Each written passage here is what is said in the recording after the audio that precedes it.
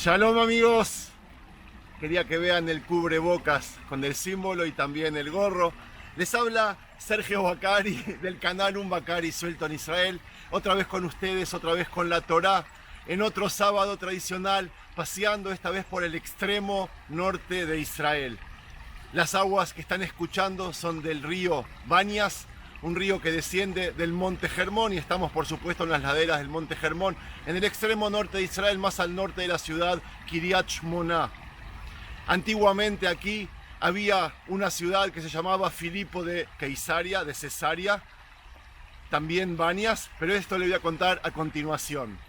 Mientras yo estoy aquí paseando junto con ustedes en las sinagogas de Israel y del mundo, se está leyendo la porción semanal que se llama Tetzaveh, todavía en el libro Éxodo. Tetzaveh comienza en el capítulo 27, versículo 10 y termina en el 30, versículo 20. ¿De qué trata? Trata sobre los Kohanim, los sacerdotes, cómo debían vestirse, las 4 prendas que ellos debían usar, empezando por el kutonet, que era la túnica que ellos vestían, el camisón, el delantal, no sé cómo se dice, Michnasaim, los pantalones, el mitznefet, que era la túnica que se ponían en la cabeza, y el avnet, que es el cinturón con el que ellos se ataban el delantal que usaban. Después cuentan cómo el Kohen Agadol, el gran sacerdote, debía a esa vestimenta adherirse, a ponerse un delantal, un chaleco, una pechera con las 12 piedras preciosas que representaban las 12 tribus de Israel. Esa pechera se llamaba efod. Después nos cuentan sobre Aarón y sus 4 hijos y les explican cómo va a ser el sacerdocio de ellos. Y respecto al lugar, antes de que yo empiece a caminar, a recorrer por un lugar maravilloso, un parque que se llama Banias, y vamos a escuchar el ruido de las aguas corriendo todo el tiempo, a los amigos cristianos les cuento que este lugar está identificado como el lugar donde Yeshua o Jesús se sentó con sus 12 discípulos. Shtemesre Shlichim se dice en hebreo, y en este lugar, según la tradición y la fe cristiana, es en el que por primera vez Simón Pedro, Patrius Pedro, le dice a Jesús, según Mati 16, que Él es el Jesús, Él es el Mesías, el Hijo de Dios en vivo. Increíble. Sobre el lugar, la reserva arqueológica, hoy no pude entrar, pero voy a hacer otro paseo y les voy a relatar también sobre el mismo, pero hoy vamos a hablar de la porción semanal. Empecemos.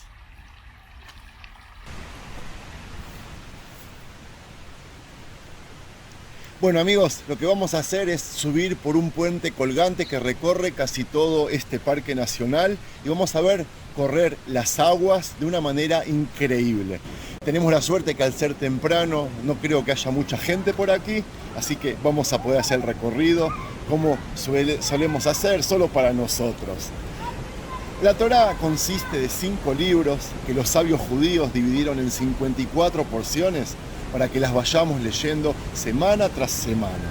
Y así abarquemos toda la Torá en todo un año. Esos 5 libros son comúnmente llamados los 5 libros de Moshe. A primera vista, el nombre parece de alguna manera mal aplicado. Es verdad que según la tradición Moshe los transcribió, y además es verdad que él es el personaje principal de la narración de un libro que termina con su muerte. Amigos, les quiero recordar que la palabra Torá no significa ley, significa instrucción, enseñanza, doctrina. Y yo me pregunto, ¿pero la Torá no es la de Dios? ¿Por qué dicen que es la de Moshe? El Talmud me responde con el versículo del libro Malají que dice: Zichru Torat Moshe Abadi, Asher Tziviti Oto Bejoreb, al Kol Israel Jukim Mishpatim. Recuerden la Torá de mi siervo Moshe, dice. ¿Es entonces la Torá de Moshe? Yo pregunto. Por supuesto, me responde el Talmud. Por haber dado su vida por ella, por la Torá, ella es llamada por su nombre. Así y todo, esta es la única porción entre las que Moshe vive, por supuesto, que no es nombrado por su nombre. Eso es para mí algo más trascendente de haber sido nombrado varias veces. Pero comencemos por la elección del líder. ¿Por qué cuando buscamos un líder siempre nos inclinamos por personas carismáticas y llenas de encanto en estos tiempos?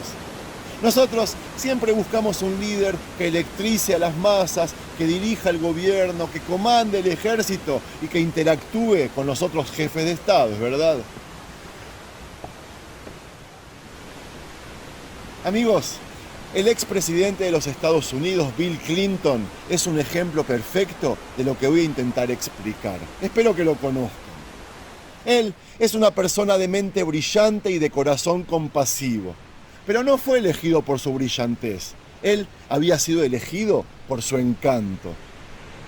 Yo quiero ir un paso más allá y hablar de las personas humildes, de los justos y de los piadosos. Esto después lo voy a conectar todo, no se preocupen. Amigos, todos conocemos ese tipo de personas, aunque sean difíciles de identificar y de localizar, porque se mantienen apartadas de los centros de atención. Todos sabemos que una vez que se las identifica, esas personas pueden y deberían transformarse en los pilares de la sociedad y ser aceptadas como los mentores. Sin embargo, se les resta importancia y se las califica de ingenuas, irrealistas y a veces de irrelevantes. Si retorno el tema de Bill Clinton, cuando salieron a la luz sus andanzas con la joven judía Mónica Lewinsky, Norteamérica y el mundo entero fue asaltado por un tremendo debate. Muchos sostuvieron que aquellos líderes que no mantienen un estándar moral no son aptos para la dirigencia, cosa que ya ni se discute en muchos líderes de este mundo. Otros sostuvieron descaradamente que el liderazgo tiene muy poco que ver con la moralidad y muchísimo que ver con la administración idónea.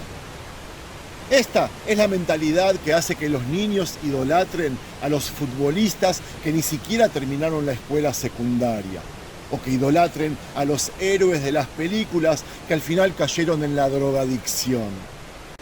Entonces yo me pregunto, ¿por qué habríamos de esperar algo diferente de nuestros hijos cuando todo el tiempo a nosotros nos escuchan pontificar la falta de importancia o de la moralidad de nuestros líderes? Yo estoy convencido, y por lo menos en el marco que me rodea, que tenemos que saber que no siempre fue así. Y me baso en la Biblia. Voy como un loco citando sus versículos en los que Moshe, por ejemplo, fue elegido para que fuera el pastor del pueblo por su compasión. Amigos, Moshe era tartamudo. ¿Cómo un tartamudo llegó a ser el líder ultimativo? Dios vio cómo él fue tras una ovejita que daba vueltas por el desierto en busca de agua. La llevó de regreso entre los brazos mientras le murmullaba: si hubiera sabido que tenía sed, ovejita mía, te habría dado de beber agua. Otro ejemplo, cuando Saúl iba a ser ungido rey, nadie lograba encontrarlo. Buscaron y buscaron y finalmente lo encontraron oculto en un armario. Él era una persona muy humilde y no quería ocupar el cargo, que era precisamente la razón por la que Dios lo había elegido. La elección divina del rey David, por dar el último ejemplo, sorprendió incluso al profeta Shmuel.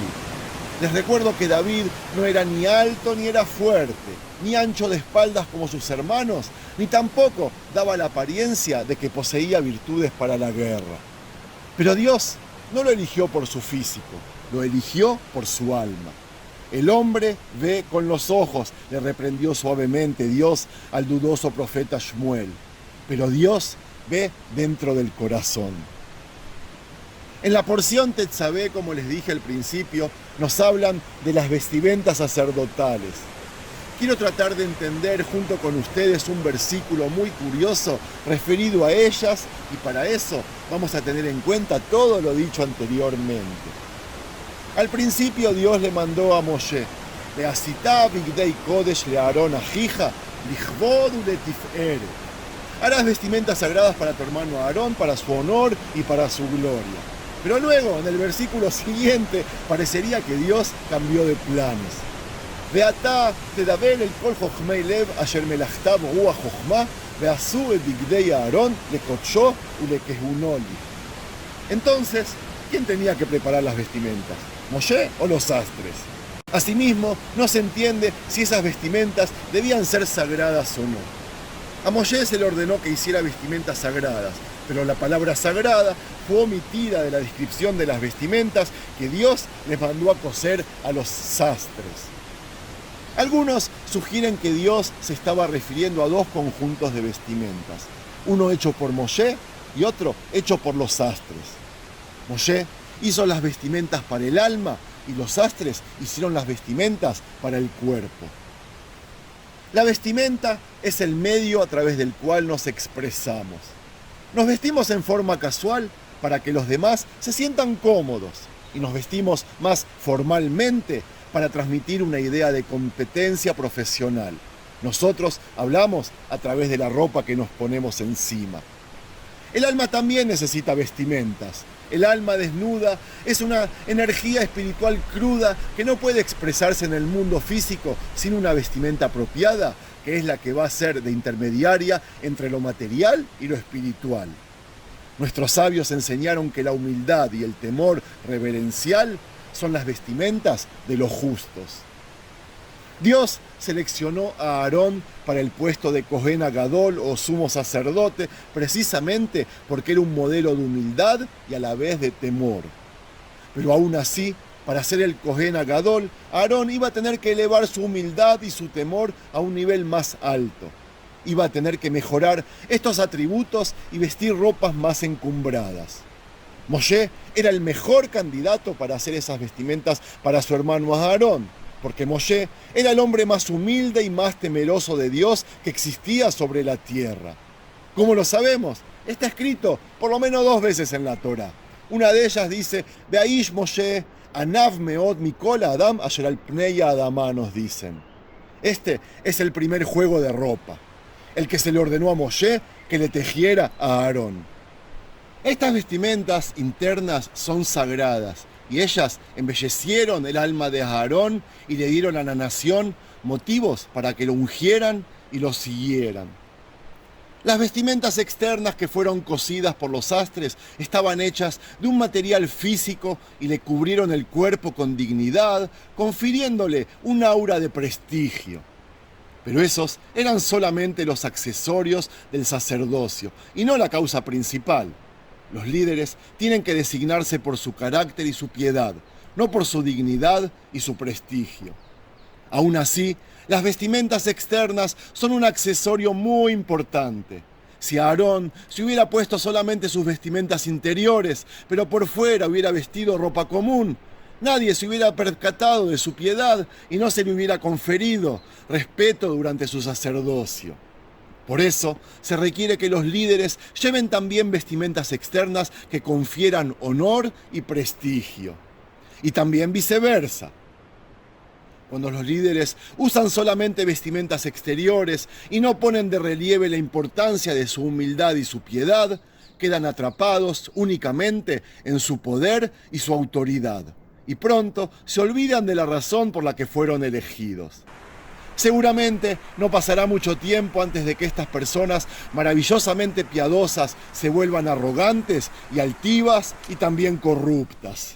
El requisito de que los líderes sacerdotales se enfoquen constantemente en sus vestimentas internas servía para reforzar su piedad y su humildad, porque les recordaba su mandato de servir tanto al pueblo como también a Dios.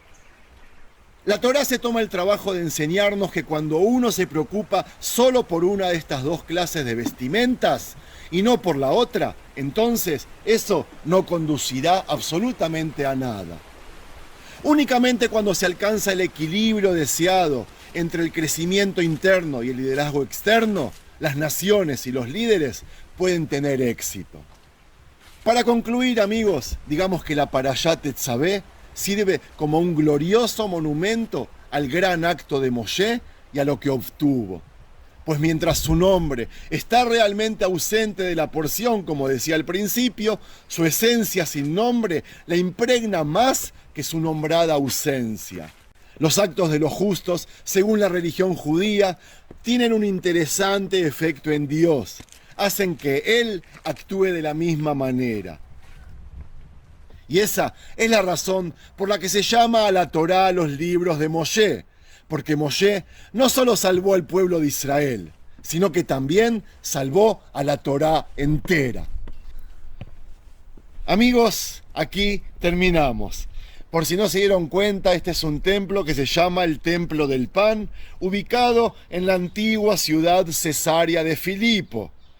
Este lugar, como les contaba al principio, es muy importante para los hermanos cristianos, ya que aquí estuvo su Mesías, Yeshua, Jesús. Y con este regalo para ellos, yo me despido. Espero que les haya gustado. La próxima porción será por medio de otro paseo, obviamente en otro lugar. Shabbat Shalom. Hola, mi nombre es Luz Mary Ramírez, un saludo desde Colombia, Eje Cafetero. Hago parte de este importante canal. Si le gustó el video, dale un like.